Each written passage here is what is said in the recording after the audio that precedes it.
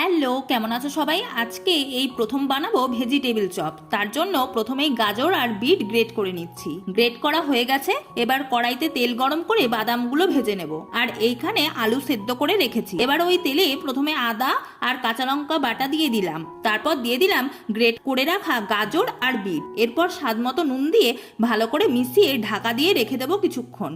এরপর ঢাকনা খুলে দিয়ে দিলাম বাদাম আর একটা স্পেশাল মশলাটা আমি ঘরেই বানিয়েছি। গোটা জিরে, ধনে, শুকনো লঙ্কা আর গোলমরিচকে কিছুটা নেড়ে তারপর গুঁড়ো করে নিয়েছি। তারপর দিলাম আর সেদ্ধ করা আলু। এবার ভালো করে মিশিয়ে নেব। এরপর সামান্য চিনি ও ধনেপাতা দিয়ে আবার মিশিয়ে ঠান্ডা করার জন্য রেখে দেব। এবার ভেজিটেবিল চপের শেপ দিয়ে নেব।